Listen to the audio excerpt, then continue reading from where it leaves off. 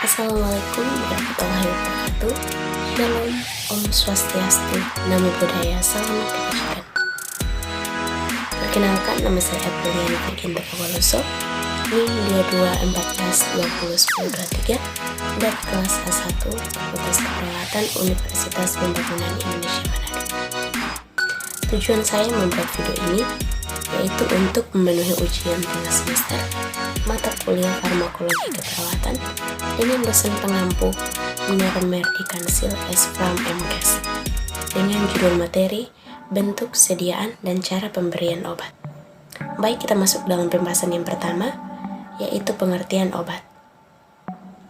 Obat merupakan bahan atau panduan bahan termasuk produk biologi yang digunakan untuk mempengaruhi atau menyelidiki sistem fisiologi atau keadaan patologi dalam rangka penetapan diagnosis, pencegahan, penyembuhan, pemulihan, peningkatan kesehatan, dan kontrasepsi untuk manusia. Pembahasan yang kedua yaitu bentuk, sediaan, dan cara pemberian atau penggunaan obat. Yang pertama, bentuk, sediaan, dan cara pemberian atau penggunaan obat. Supositoria.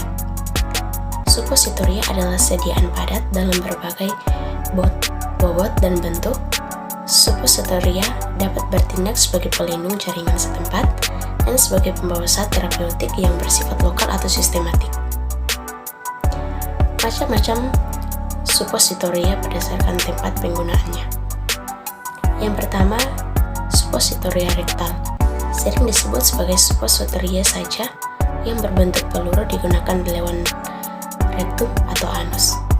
Yang kedua, supositoria vagina. Berbentuk bola lonjong seperti kerucut, digunakan lewat vagina, berat antara 3-5 gram.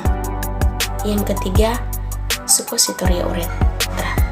Digunakan lewat uretra, berbentuk batang dengan panjang antara 7-14 cm. Cara pemberian atau penggunaan supositoria. Angkat pantat dengan tangan kanan agar area lubang anus terbuka untuk menjangkau bagian anus. Masukkan supositoria dengan bagian yang runcing terlebih dahulu, lalu didorong dengan jari telunjuk sampai benar-benar masuk ke dalam anus sedalam 2 cm dari lubang anus sampai obat tidak terdorong keluar lagi. Yang kedua, bentuk, sediaan, dan cara pemberian atau penggunaan obat injeksi. Injeksi atau penyuntikan adalah metode memasukkan cairan ke tubuh menggunakan jarum. Dalam praktik medis, cairan yang dimasukkan ke dalam tubuh pasien melalui injeksi obat dan vitamin.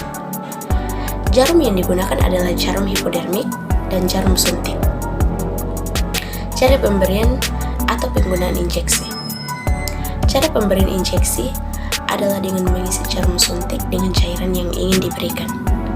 Lalu, dimasukkan ke dalam dan mengeluarkan cairan secara perlahan. Setelah selesai, cabut jarum dan tutup luka suntikan dengan perban kecil.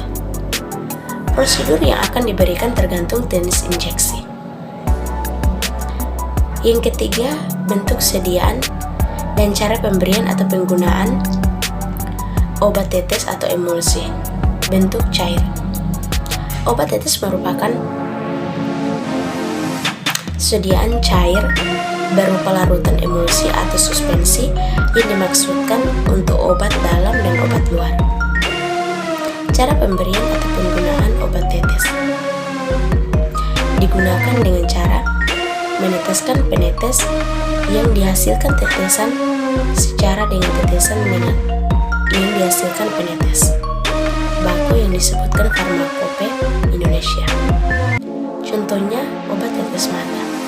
Terlebih dahulu dikocok botol obat tetes mata sebelum digunakan, denguakan wajah, kemudian tarik kelopak mata bagian bawah dan secara perlahan tekan kemasan untuk meneteskan obat ke kelopak mata bagian bawah.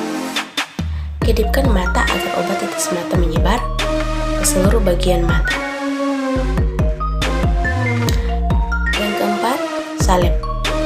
Bentuk, sediaan padat. Salep adalah sediaan setengah padat yang mudah dioleskan dan digunakan sebagai obat luar, salep digunakan untuk pengobatan pada kulit, melindungi kulit pada luka agar tidak terinfeksi, serta melembabkan kulit. Cara pemberian dan penggunaan salep. Cuci tangan sebelum menggunakan salep, krim, atau jelly. Oleskan tipis dengan merata pada bagian kulit yang sakit sesuai dengan petunjuk atau aturan pakai dari tenaga kesehatan atau yang tercantum pada kemasan obat. Ulangi pemakaian dengan jangka waktu yang teratur agar pengobatan lebih maksimal. Yang kelima, bentuk sediaan tablet. Tablet adalah sediaan dalam bentuk padat yang mengandung bahan dengan atau tanpa pengisi. Cara pemberian atau penggunaan tablet. Cara pemberiannya bisa langsung ditelan dengan air putih atau air minum. Sekian pemaparan atau presentasi saya di saat ini. Sebelum saya mengakhiri video saya di saat ini, saya mengajak saudara-saudari rekan-rekan sekalian untuk bergabung bersama kami di Universitas Pembangunan Indonesia Manado yang beralamatkan di Jalan Walter Munisi 6, nomor 129, lingkungan 2 Bahu, Manado. Di Universitas Pembangunan Indonesia Manado terdapat 6 fakultas dan 8 program studi, antaranya Fakultas Teknik, Fakultas Pertanian, Fakultas Hukum, Fakultas Ilmu Sosial dan Ilmu Politik, dan yang terakhir ada Fakultas Keperawatan yang menjadi fakultas terfavorit di Universitas Pembangunan Indonesia Manado. Sekian dari saya, selamat malam dan salam sehat untuk